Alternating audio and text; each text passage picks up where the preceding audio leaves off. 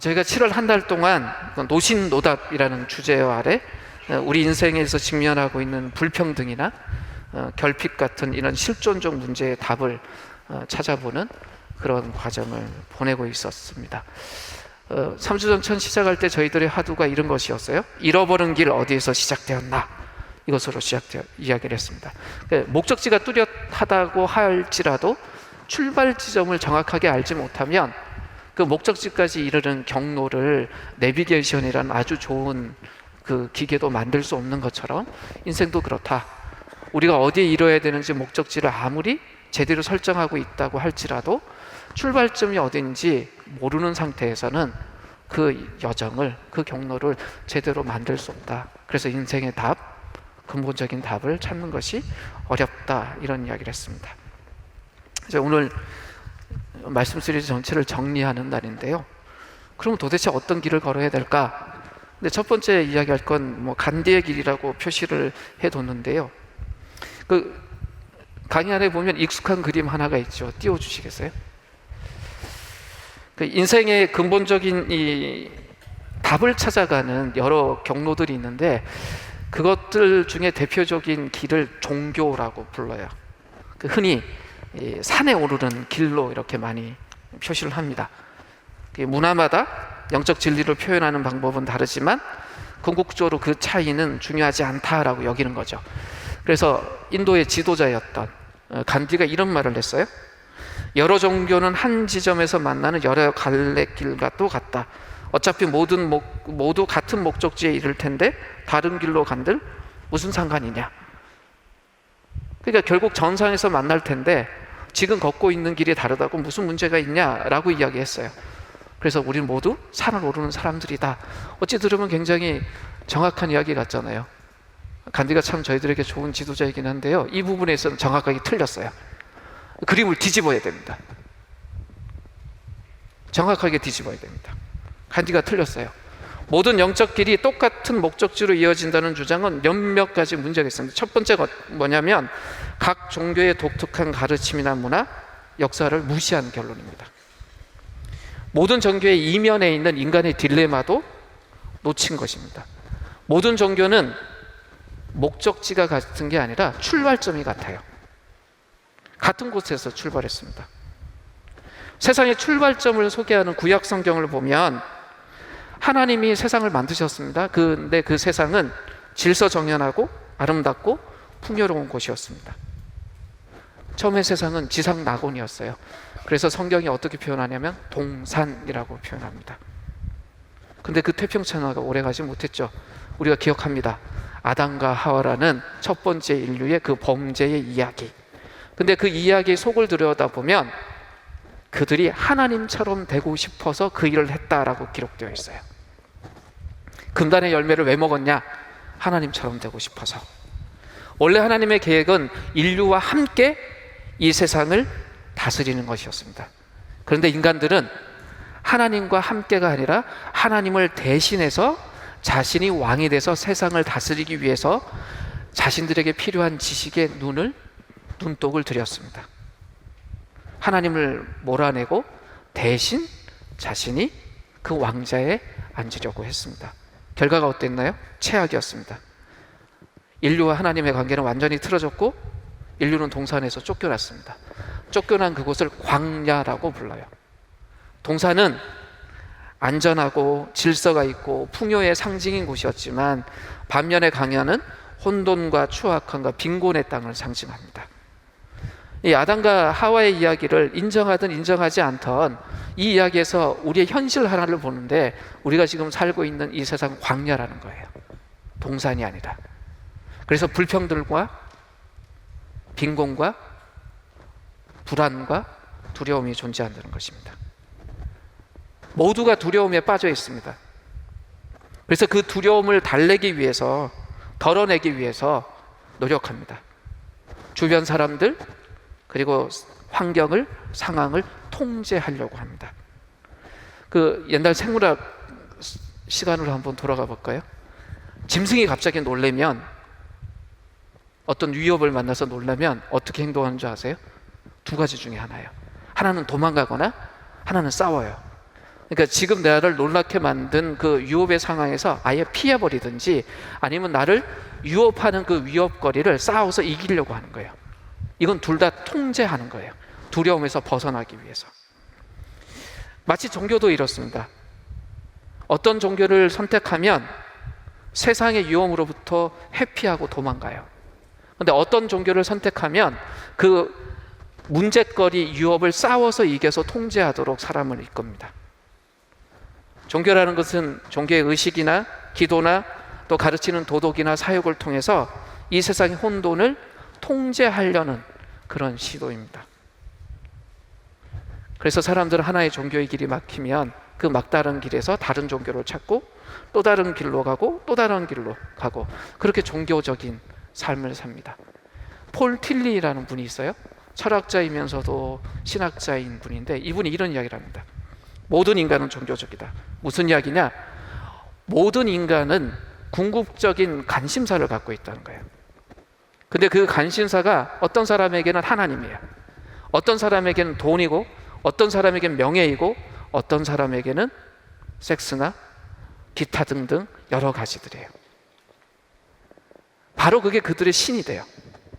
그 관심사가 그 사람을 이끌어요. 그래서 그런 의미에서 모든 사람은 종교적이다라고 이야기를 합니다. 바로 그것들이 그들에게 의미와 목적이 되고 두려움을 통제하는 수단이 됩니다. 종교라는 걸 이렇게 정리할 수 있어요. 혼돈에 빠지고 결핍에 허덕이고 불의에 시달리는 이 세상에 각 문화가 내어놓은 반응이에요. 출발점이 똑같아요. 두려움. 그 두려움을 통제하고 싶어서 종교라는 길들이 만들어진 겁니다. 처음 출발 때는 비슷해 보여요. 그 간격이 넓지 않습니다. 그러나 점점 끝으로 가면 갈수록 그림에서 보듯이 전혀 다른 길이 됩니다. 문제는 과연 어떤 길을 선택해야 되느냐는 거예요. 정말 그토록 인류가 벗어나고 싶은 위협과 두려움, 여기서 정말 벗어날 수 있는 길이 무엇인가, 그걸 제대로 알고 선택할 수 있어야 된다는 이야기입니다. 여러 종교는 한 지점에서 만나는 여러 길과 같다. 어차피 모두 같은 목적지에 이를 텐데 다른 길로 간들 무슨 상관이냐, 이 간디의 이야기였습니다. 모호해요. 편안하게는 만들어요. 근데 지금 가는 길이 그냥 너나 나나 다른 길이면 뭐 어때, 원래 그런 거야 라고 합니다. 그런데 이런 좀 모호한 간디의 말과 정반대로 아주 선명하게 예수님은 이렇게 이야기를 하십니다. 나는 길이요 진리요 생명이다. 나를 거치지 않고서는 아무도 아버지께로 갈 사람이 없다. 요한복음 14장 6절에서 이렇게 이야기를 하십니다. 예수님이 간디와 달리 이렇게 명확하게 이야기하실 수 있는 이유가 있었습니다. 출발점을 알지 못하면 우리가 현재 걷고 있는 길을 모호하게밖에 이야기할 수밖에 없어요. 간디처럼. 근데 출발점을 명확히 알고 계신 예수였기 때문에 우리가 걸어야 될 그 길에 대해서 너무나 선명하게 말씀하신 겁니다. 한번 생각해 보세요. 이미 세상이 창조되어 있고 어느 시점에 이 땅에 태어난 사람이 우리들이에요. 간디도 우리하고 똑같았어요. 그리고 출발점을 알지 못한 채 살아갔습니다. 그러니 이렇게 이야기할 수 있었겠죠. 근데 예수님 어떤 분이세요? 세상을 창조하신 분이세요. 도달해야 될 목적지를 알 뿐 아니라 출발점이 어떠했는지 알고 계신 분이었습니다. 그러니 출발점을 알지 못해서 목적지까지 이르는 그 경로를 정확히 알 수 없었던 간디와 달리 우리가 어떤 길을 걸어야 되는지 명확하게 이야기하실 수 있었던 겁니다. 바로 이런 예수님에 대해서 요한복음 1장이 우리에게 계속 소개를 해주고 있는데요. 요한복음 1장 1절에서 14절에서 세상을 창조하신 존재인 예수를 우리에게 이렇게 소개합니다. 같이 읽을까요? 자, 읽겠습니다. 시작. 태초에 말씀이 계셨다. 그 말씀은 하나님과 함께 계셨다. 그 말씀은 하나님이셨다. 그는 태초에 하나님과 함께 계셨다. 모든 것이 그로 말미암아 창조되었으니 그가 없이 창조된 것은 하나도 없다. 창조된 것은 그에게서 생명을 얻었으니 그 생명은 사람의 빛이었다. 그 빛이 어둠 속에서 비치니 어둠이 그 빛을 이기지 못하였다. 참 빛이 있었다. 그 빛이 세상에 와서 모든 사람을 비추고 있다. 그는 세상에 계셨다. 세상이 그로 말미암아 생겨났는데도 세상은 그를 알아보지 못하였다. 그가 자기 땅에 오셨으나 그의 백성은 그를 맞아들이지 않았다. 그러나 그를 맞아들이는 사람들, 곧 그 이름을 믿는 사람들에게는 하나님의 자녀가 되는 특권을 주셨다. 이들은 혈통에서나 육정에서나 사람의 뜻에서 나지 아니하고 하나님에게서 났다. 그 말씀은 육신이 되어 우리 가운데 사셨다. 우리는 그의 영광을 보았다. 그것은 아버지께서 주신 외아들의 영광이었다. 그는 은혜와 진리가 충만하였다. 요한복음 1장 1절에 태초에라고 시작을 합니다. 이 태초에란 말 딱 들으면 구약 성경을 알고 있는 사람들은 자동적으로 성경의 첫 구절인 창세기 1장 1절을 떠올릴 거예요. 거기 이렇게 기록되어 있습니다. 태초에 하나님이 천지를 창조하셨다. 그래요. 세상의 첫 출발은 하나님의 창조였습니다. 그리고 창세기 1장 이어지는 26절 28절 말씀에서 이렇게 기록하고 있습니다. 하나님이 말씀하시기를 우리가 우리의 형상을 따라서 우리의 모양대로 사람을 만들자. 그리고 그가 바다의 고기와 공중의 새와 땅 위에 사는 온갖 들짐승과 땅 위에 기어다니는 모든 길짐승을 다스리게 하자 하시고 하나님이 당신의 형상대로 사람을 창조하셨으니 곧 하나님의 형상대로 사람을 창조하셨다. 하나님이 그들을 남자와 여자로 창조하셨다. 하나님이 그들에게 복을 베푸셨다. 하나님이 그들에게 말씀하시기를 생육하고 번성하여 땅에 충만하여라. 땅을 정복하여라. 바다의 고기와 공중의 새와 땅 위에 살아 움직이는 모든 생물을 다스려라 하셨다. 이것이 우리가 만나고 있는 세상의 시작이고 우리 존재의 시작이에요. 우리 문화의 시작이에요. 이 세상의 시작에 대해서 이렇게 이야기하는 것은 그저 과거가 어떤지 알아보자는 것이 아니에요. 과거는 그 자체가 목적이 아닙니다. 이 하나님 말씀으로 창조된 이 창조 사역을 지금 말하는 이유는, 그 목적은 지금 우리가 직면하고 있는 이 현재에 대해서 제대로 알기 위해서 그런 것입니다.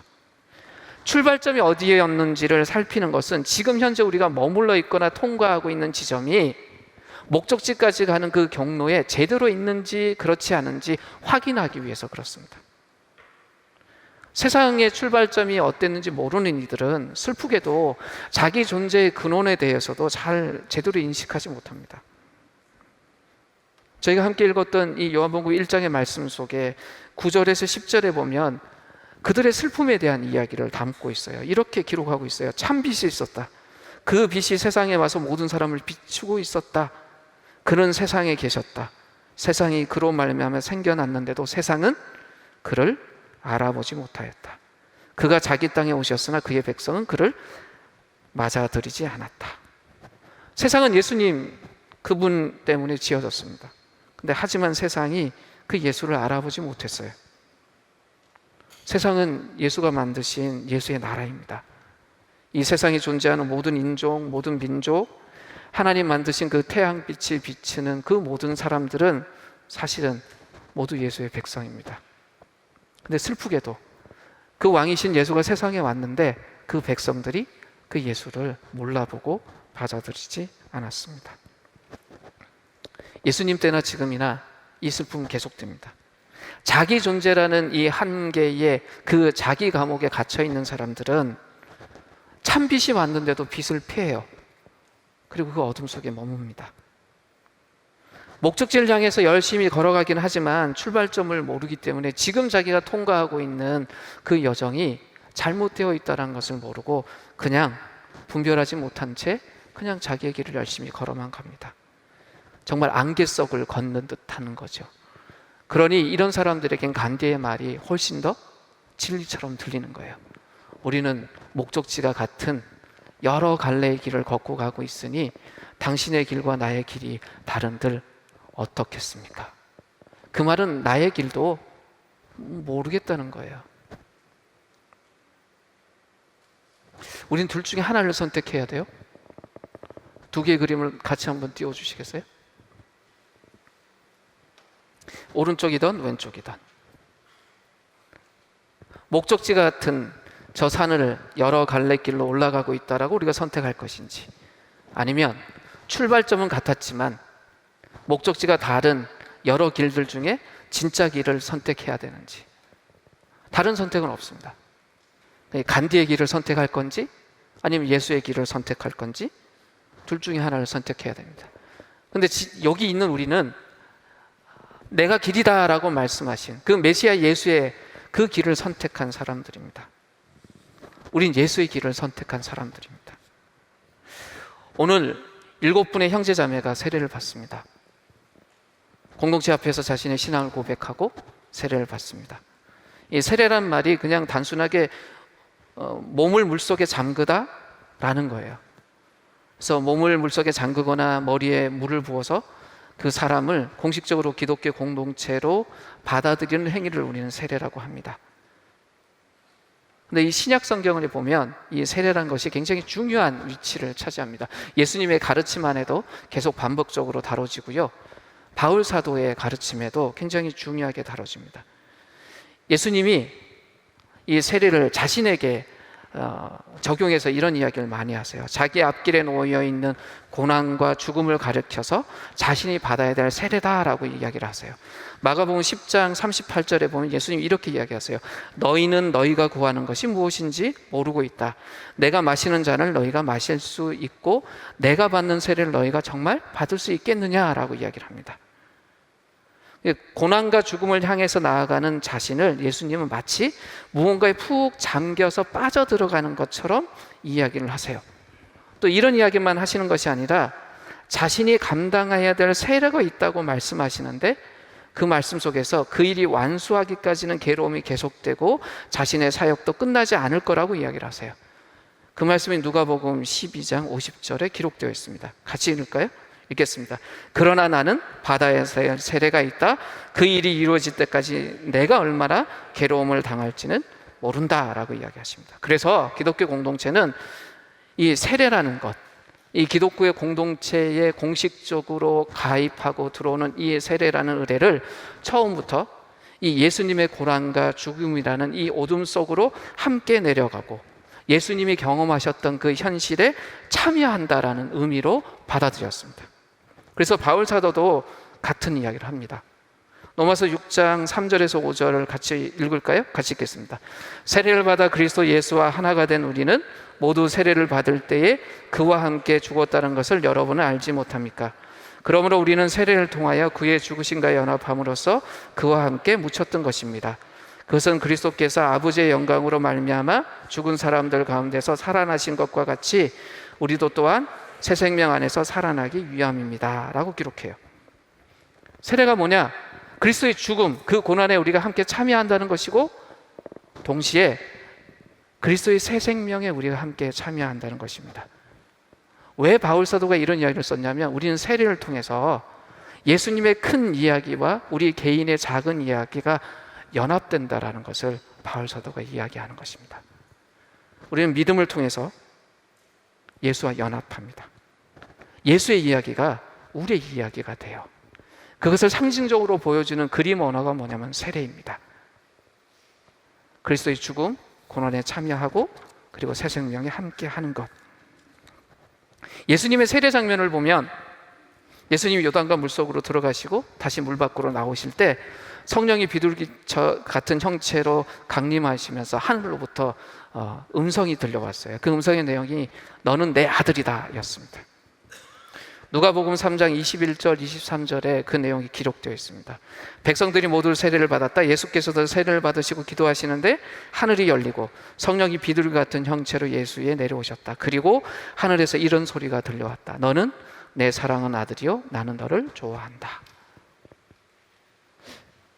예수가 물 밖으로 나오셔서 성령 받고 아버지의 음성을 들었던 것처럼 우리도 세례를 받을 때 우리 그리스도인들도 하나님으로부터 이런 음성을 듣습니다. 너는 내 사랑하는 아들이다. 너는 내 사랑하는 딸이다. 그 말씀을 들으면서 우리는 예수와 연합해서 새로운 삶을 시작하는 것입니다. 이렇듯 세례라는 것은 우리의 개인 이야기와 메시아 예수의 이야기가 하나가 되는 그런 지점입니다. 그러니 공동체 안에 세례가 있을 때 공동체가 기뻐할 수밖에 없는 것이고, 세례를 준비하는 사람들은 그날이 정말 인생의 특별한 날로 준비가 되는 거죠. 오늘 7분의 형제자매가 공동체 앞에서 자신의 신앙을 고백하고 세례를 받습니다. 근데 이 세례라는 것이 성찬과 함께 기독교 신앙에서 중요한 위치를 차지하는 성례라고 말해요. 근데 성례란 말이 좀 낯선 분들도 계시죠. 근데 이 성례가 뭐냐면 그리스도의 삶을 지탱하고 더 강화시키는 어떤 예배 행위들 중에 가장 중요하다고 여기는 것을 이 성례라고 말을 합니다. 이 성례라는 단어의 유래는 라틴어인데요, 사크라멘툼이라는 단어에서 유래를 했어요.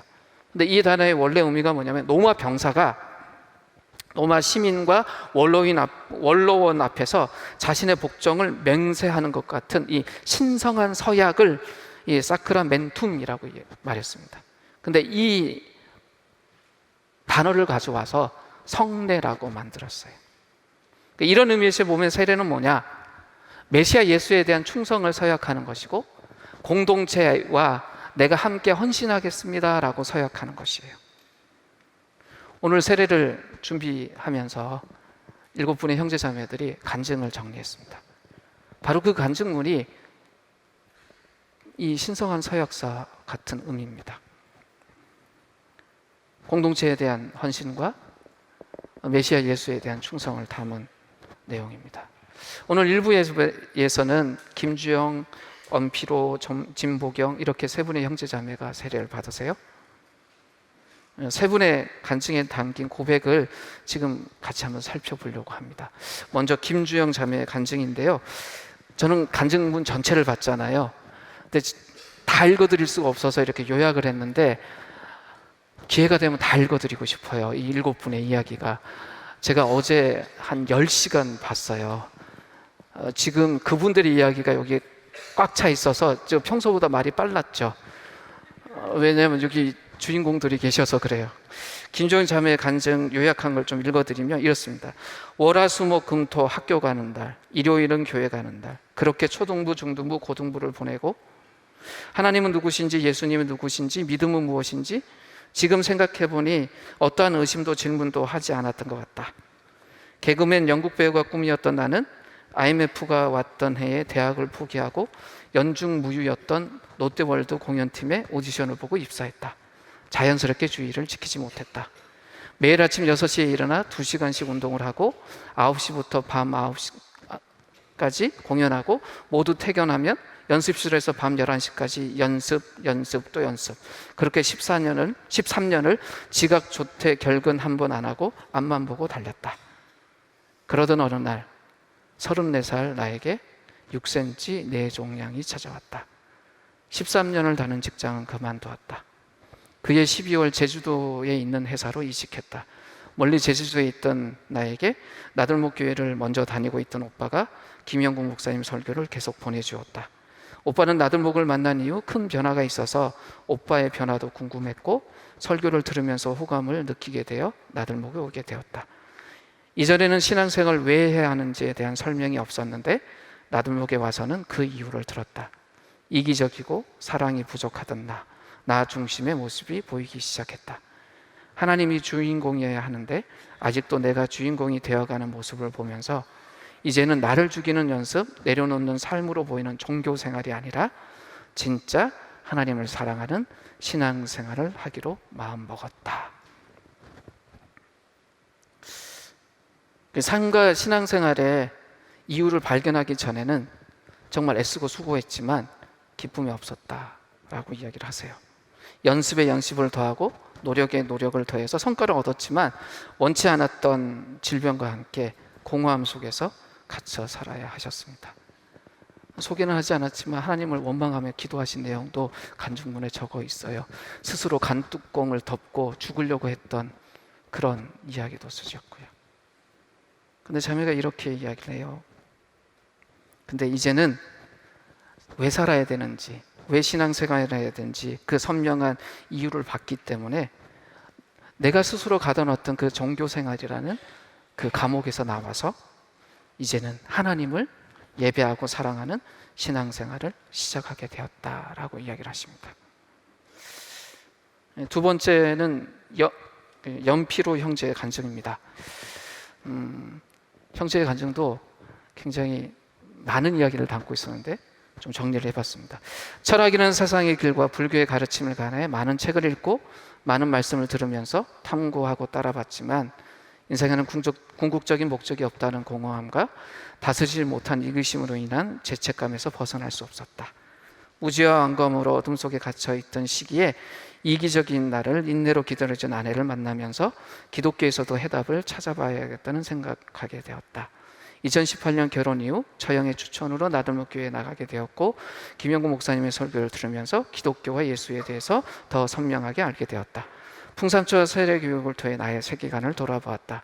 인생의 주인이 자신이란 실존주의, 불교의 세계관으로도 풍요롭게 살 수 있을 거라는 믿음의 끝은 궁극적인 삶의 목적에 대한 목마름과 죄책감이었다. 그분의 의대를 바로 알고 따르지 않는 삶은 끊임없이 나만의 기준으로 다른 사람의 잘못을 심판하면서 죄책감이나 피해의식을 쌓게 했다. 자기중심성으로 인한 타인과의 경계지음은 스스로 안전함을 추구하는 방향으로 이어졌다. 내가 가지고 있는 옳고 그름의 기준을 버리고 하나님과의 관계를 회복하기 위해 보내주신 예수님의 말씀과 행동을 따라 하나님의 큰 사랑 속에서 나 자신을 사랑하고 이기심을 내려놓고 이웃 사랑을 실천하는 삶을 살길 소망한다. 예수님에 대한 사랑을 통해 예수님을 대한 사랑을 동력으로 나와 이웃을 사랑하게 되고 그로 말미암아 세상이 회복된다는 진리를 믿는다. 예수님의 말씀과 행동을 따라 이웃 사랑을 실천하는 삶을 살겠다. 형제의 고백을 보면 궁극적인 목적이 없다는 가르침에 갇혀 있을 때는 자신의 삶의 주인이 되어서 옳고 그름을 스스로 판단했다고, 오히려 그 삶은 고된 삶이었다고 고백합니다. 오히려 죄책감과 피해의식이 쌓여가는 삶이었다고, 하지만 하나님을 경험하면서 참된 사랑을 경험하게 되었다고 이야기를 합니다. 그러면서 자기 자신을 사랑하고 이웃을 사랑하게 되었다. 이 고백이 바로 이 모호한 안개 속을 걷는 이 간디의 길이 아니라 참사랑이신, 그리고 명확하게 인생의 처음과 끝을 아시는 그 예수의 길을 걷는 사람들의 고백의 특징입니다. 마지막으로는 진보경 자매의 간증인데요. 진보경 자매는 갑작스러운 장례 때문에 오늘 참석하지는 못했습니다. 멀리 대구까지 내려갔는데요. 간증은 오늘 함께 나눌 것이고요. 세례의식은 이후에 진행하기로 했습니다. 자매의 간증을 소개를 할게요. 자신의 신념의 방식대로 자유롭게 사는 것이 삶이고 나를 지키고 책임지면서 살아갈 수 있으면 된다고 생각했다. 사는 것이 참 뻔하고 의미가 없다는 생각을 하기도 했었지만 해결책이 있는 문제는 아니고 그냥 이렇게 다들 살아가는 거니까 라고 생각했다. 그랬던 20대 후반 개인적으로 힘든 일들이 나에게 쏟아졌다. 그 힘듦 속에서 나라는 존재는 나약했고 실망스러웠고 주변의 도움과 노력에도 나는 그냥 똑같았다. 이렇게 어느 순간 뚝 부러져 힘들어하던 내게 한 친구가 교회에 같이 가자는 제안을 했다. 어릴 때부터 주변에 종교를 가진 친구나 가족들이 거의 없었기에 교회란 곳이 처음이었고 마침 찾았던 교회가 큰 교회라 부담 없이 편안하게 갈 수 있었다. 그렇게 시작된 감사한 인연이었지만 난 참으로 간사한 존재로 10년을 내 시간을 보냈다. 몸과 마음이 편하고 삶에 바쁠 때면 예배를 미루고 주일을 잊고 지내다가도 그 반대가 되면 큰 교회 속으로 나를 숨기고 들어가 울고 쏟아내고 예배드리고 하기를 반복했다. 이런 가운데 주님은 나를 나들목교회로 인도해 주셨고 친구들과 공동체의 도움을 받아 하나님 나라를 알아가는 기회와 용기를 주셨다. 내게 주님은 한순간도 나를 놓지 않고 주목하고 계시며 힘든 순간마다 손 내밀어 주시는 분이다. 주님은 나를 만드신 분이고 내 삶의 주인이시며 그러한 삶 속에서 내가 흔들림 없이 평온할 수 있음을 지금 나는 알고 있다. 진보경 자매의 고백도 그래요. 많은 이들이 걷는 길, 모함으로 가득한 그 길을 걸을 땐 무의미와 고됨을 반복하면서 경험했다라고 고백합니다. 하지만 이 분명하고 선명한 예수의 길을 걷기 시작하면서 삶의 주인이신 그리스도 앞에서 자기의 한계를 인정하고 흔들림 없는 평안을 경험하면서 살아가고 있다라고 고백합니다. 이것이 예수의 길을 걷는 사람들의 고백입니다. 세상과 삶의 시작이 무엇인지 아는, 그 시작을 열어주신 그 메시아 예수를 아는 자들은 참 한결같이 삶에서 이런 고백을 해요. 하나님을 향한 사랑을 고백합니다. 근데 자연스러운 거죠. 절대의 어둠 속에 갇혀있던 우리를 건져내 주셨으니까 그 놀라운 사랑에 대해서 감격하고 또 깨닫고, 그러니 자연스럽게 이런 고백이 나옵니다. 우리를 향한 하나님의 사랑에 비하면 좀 턱없이 부족한 사랑이지만 우리는 진심을 담아서 하나님을 사랑한다라고 고백합니다. 그런 사랑을 담은 것 중에 하나가 저희가 고백하는 교리 신조라는 것이에요. 우리가 무엇을 믿고 있는지를 정리한 것이고 또 우리가 무엇을 고백하는지를 정리한 것이 이 교리 신조예요.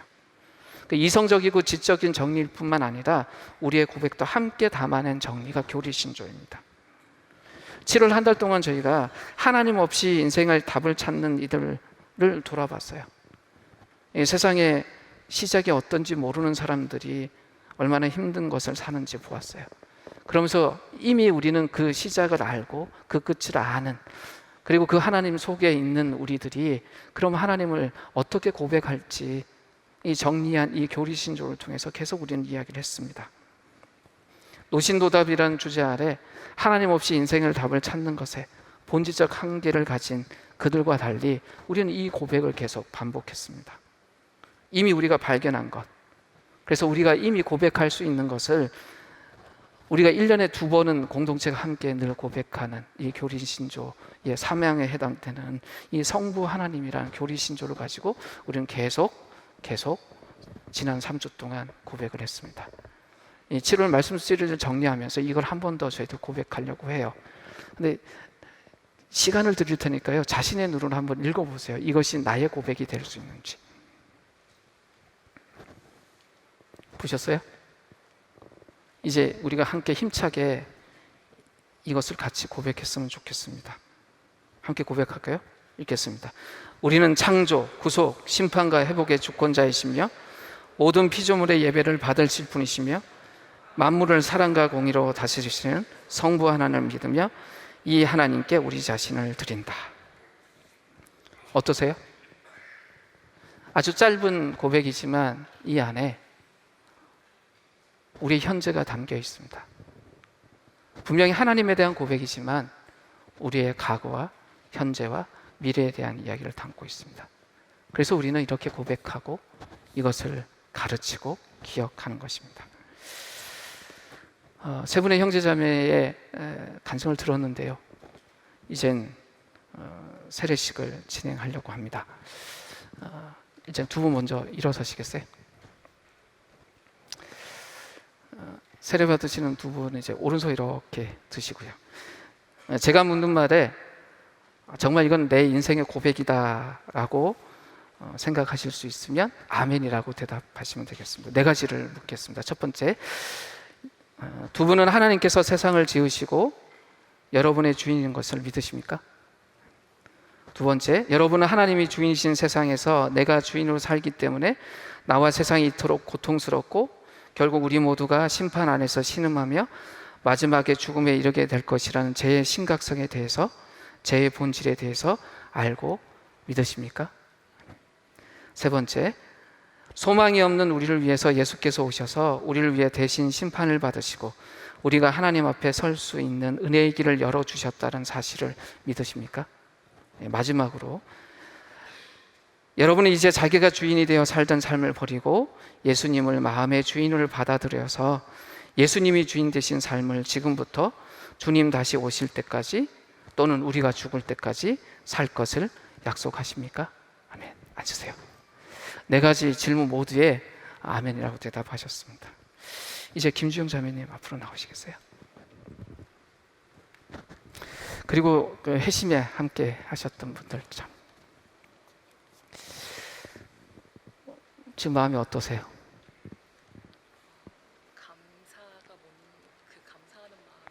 감사하는 마음이 감사가 뭔지 알 것 같아요. 간에 다시 들어가시겠어요? 다시는 자기 감옥에 들어가지 마세요. 여기까지 올 때까지 하나님은 주영자매를 한 번도 감옥 안에 넣어진 적이 없어요. 아침부터 저녁까지 열심히 달렸지만 혼자 힘으로 뛸 땐 그게 감옥이 돼요. 그러나 이젠 주님과 함께, 하나님도 주인공이지만 주영자매도 이제는 주영자매 인생에서 주인공이에요. 주인공이 되려고 하지 마세요. 이미 주인공이세요. 그걸 믿고 하나님 앞으로 같이 갔으면 좋겠습니다. 기도할게요.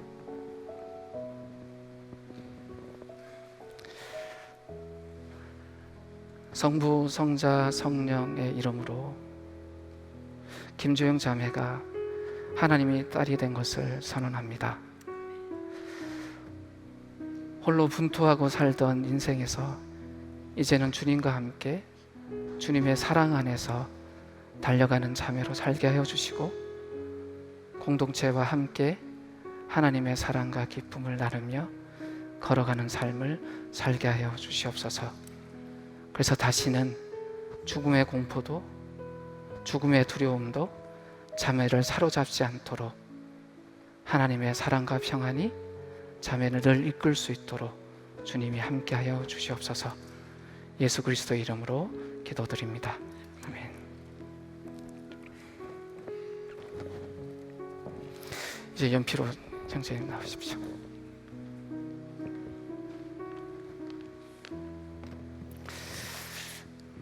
긴장되세요? 부담되고. 이 부부신데요. 형제가 여기까지 오는 데는 아내의 역할도 컸고 처형의 역할도 컸어요. 근데 이분들이 10년을 썸 타다가 결혼한 지 이제 6개월 됐어요. 그런데 물어봤어요. 그렇게 사랑하면서 길게 오랫동안 썸 탔는데 꼭 요번에 세례 받아야 되겠냐 그랬더니 두 번 다시 그러고 싶지 않대요. 예수님하고는 이 썸 타는 기간이 아니라 바로 사랑하겠다는 거예요. 형제가 굉장히 똑똑하고 탐구하는 형제인데 그런 각오를 하고 오늘 이 자리에 섰습니다. 마음 흔들리지 않으세요? 네, 흔들리지 않습니다. 지금 누가 가장 먼저 생각이 나세요? 어머니. 어머니. 왜요? 어머니도 어머니도? 네, 예수님 품 안에서 평안함을 찾으셨으면. 어머니도 예수님 품 안에서 평안함을 찾았으면 그 마음을 품고 같이 기도할까요? 네. 성부, 성자, 성령의 이름으로 연피로 형제가 하나님의 아들이 된 것을 선언합니다. 긴 시간 동안을 진리가 무엇인지 찾고 애썼지만 늘 공허함 속에 어려움을 겪었습니다. 그러나 이제 주님 안에서 참 진리와 생명을 발견하고 이제는 평안함 속에 그 길을 걸어가고 그 길을 알지 못하는 사람에게 그 길을 알려주기를, 전수하기를 마음속에 품고 있습니다. 외로운 길 걸지 않도록 주님 붙들어 주시고 이 길을 올 때까지 함께 했던 자들과 이제 더 많은 사람들과 이 길을 걸어가며 주님의 사랑과 평안을 누리는 형제의 삶이 되게 하여 주시옵소서. 예수 그리스도의 이름으로 기도드립니다. 아멘.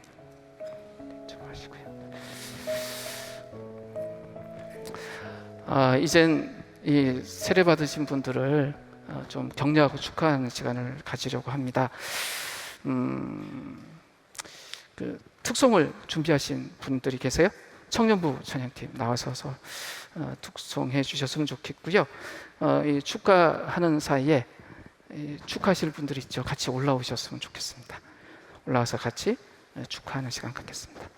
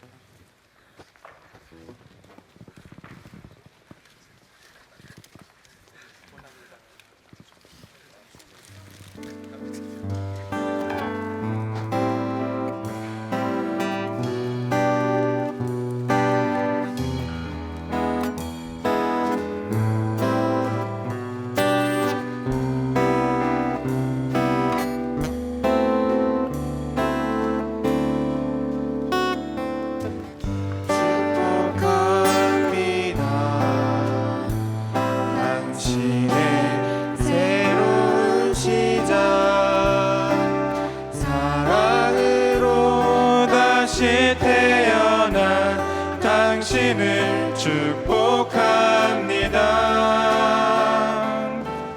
응원합니다. 당신의 새로운 도전 믿음으로 다시 일어서 당신을 응원합니다.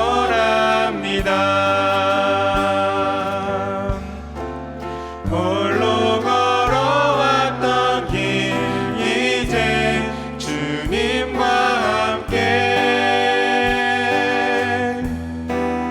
외롭고 힘든 세상 이젠 우리와 함께 걸어요. 기대합니다. 당신의 새로운 내일 사랑으로 다시 태어나 당신을 기대합니다.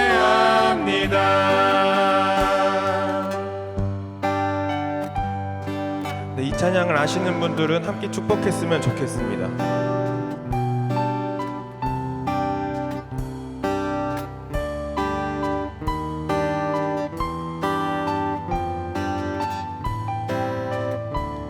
홀로 걸어왔던 길 홀로 걸어왔던 길 이제 주님과 함께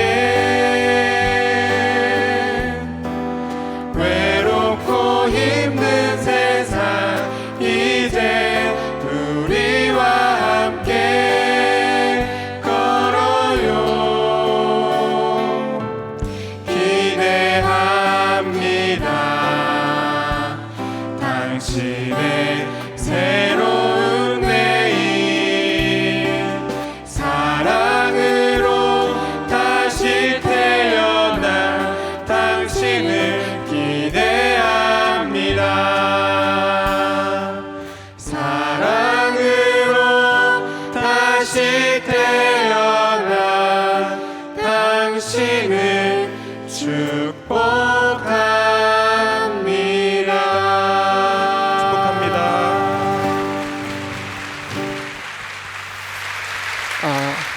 이제 이분들을 위해서 기도했으면 좋겠습니다. 공동체 앞에서 자신의 신앙을 고백하고 세례받은 이 두 분을 축복하고 축하했으면, 그리고 우리가 한없이 격려하면서 기도했으면 좋겠습니다. 앞으로 걸어갈 그 길을 향해서 함께 기도하겠습니다. 하나님, 참으로 귀한 분들 하나님 붙들어 주시고 하나님이 앞으로 걸어가야 되는 이 길 위에 주님이 함께하여 주시기 원합니다. 주님이 도우시고 인도하여 주시옵소서. 하나님이 크신 은혜가 이들을 붙들고 하나님이 이끄시는 아름다운 일들이 우리의 삶들 속에 있기를 축복하게 하소서. 주님도